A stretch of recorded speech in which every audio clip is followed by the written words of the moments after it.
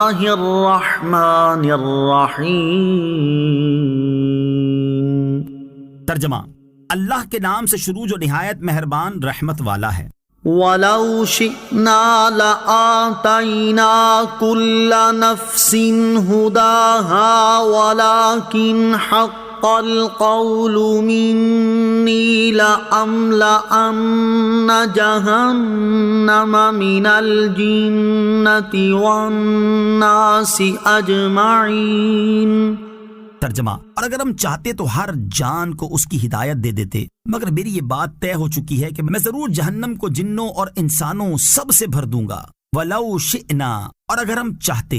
اس آیت میں اللہ تعالیٰ نے ارشاد فرمایا کہ اگر ہم چاہتے تو ہر جان کو ایمان کی ہدایت اور توفیق دے دیتے، اور اس پر ایسا لطف و کرم کرتے کہ اگر وہ اس کو اختیار کرتا تو راہ یاب ہوتا، لیکن ہم نے ایسا نہ کیا کیونکہ ہم کافروں کو جانتے تھے کہ وہ کفر ہی اختیار کریں گے۔ اور میری یہ بات طے ہو چکی ہے کہ میں ضرور جہنم کو ان جنوں اور انسانوں سے بھر دوں گا جنہوں نے کفر اختیار کیا ہے۔ جنوں اور انسانوں سے جہنم کو بھر دیا جائے گا۔ معلوم ہوا کہ جہنم کو کافر جنوں اور انسانوں سے بھر دیا جائے گا۔ ایک اور مقام پر ابلیس کو مخاطب کرتے ہوئے اللہ تعالیٰ ارشاد فرماتا ہے، لَأَمْلَأَنَّ جَهَنَّمَ مِنْكَ وَمِمَّن تَبِعَكَ مِنْهُمْ أَجْمَعِينَ۔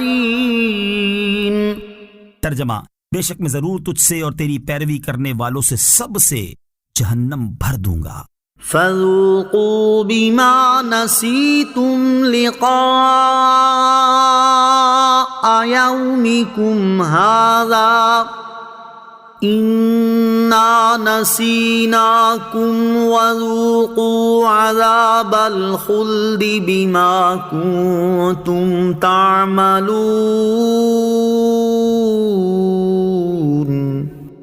ترجمہ: تو اب چکھو اس بات کا بدلہ کہ تم نے اپنے اس دن کی حاضری کو بھلا دیا تھا۔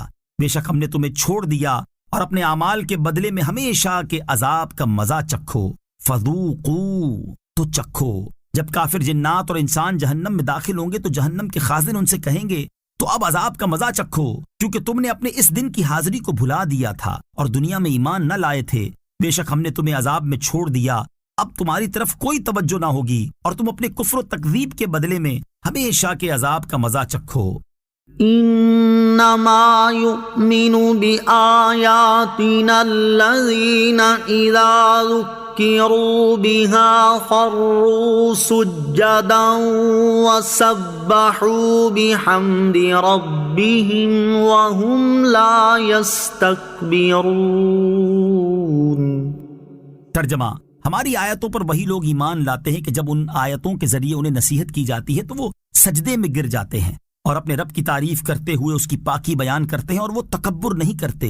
انما یؤمن بآیاتنا، ہماری آیتوں پر وہی لوگ ایمان لاتے ہیں۔ اس آیت میں اللہ تعالیٰ نے اپنے حبیب علیہ الصلوۃ والسلام کو تسلی دیتے ہوئے ارشاد فرمایا کہ اے حبیب صلی اللہ تعالیٰ علیہ وسلم، کفار کے ایمان نہ لانے کی وجہ سے آپ غمزدہ نہ ہوں۔ آپ پر اور قرآن کی آیتوں پر وہی لوگ ایمان لاتے ہیں جو قرآن میں غور و فکر کرتے اور اس سے نصیحت حاصل کرتے ہیں، اور یہ وہ لوگ ہیں کہ جب قرآن کی آیتوں کے ذریعے انہیں نصیحت کی جاتی ہے تو وہ خشوع و خضوع سے اور اسلام کی نعمت نصیب ہونے پر شکر گزاری کے لیے سجدے میں گر جاتے ہیں اور اپنے رب عز و جل کی تعریف کرتے ہوئے اس کی پاکی بیان کرتے ہیں، اور وہ اس کی عبادت کرنے سے تکبر نہیں کرتے۔ نوٹ: یاد رہے کہ یہ آیت آیات سجدہ میں سے ہے، اسے پڑھنے اور سننے والے پر سجدہ تلاوت کرنا واجب ہے۔ واضح رہے کہ ریکارڈڈ آیت سجدہ سننے سے سجدہ تلاوت واجب نہیں ہوتا۔ تتجافى جنوبهم عن المضاجع يدعون ربهم خوفا وطمعا ومما رزقناهم ينفقون۔ ترجمہ: ان کی کروٹیں ان کی خواب گاہوں سے جدا رہتی ہیں اور وہ ڈرتے اور امید کرتے اپنے رب کو پکارتے ہیں اور ہمارے دیے ہوئے میں سے خیرات کرتے ہیں۔ تتجافى جنوبهم عن المضاجع، ان کی کروٹیں ان کی خواب گاہوں سے جدا رہتی ہیں۔ اس آیت میں ایمان والوں کے اوصاف بیان کرتے ہوئے ارشاد فرمایا کہ وہ رات کے وقت نوافل پڑھنے کے لیے نرم و گداز بستروں کی راحت کو چھوڑ کر اٹھتے ہیں اور ذکر و عبادت الہی میں مشغول ہو جاتے ہیں، نیز اللہ تعالیٰ کے عذاب سے ڈرتے اور اس کی رحمت کی امید کرتے ہوئے اسے پکارتے ہیں۔ نماز تہجد کے دو فضائل۔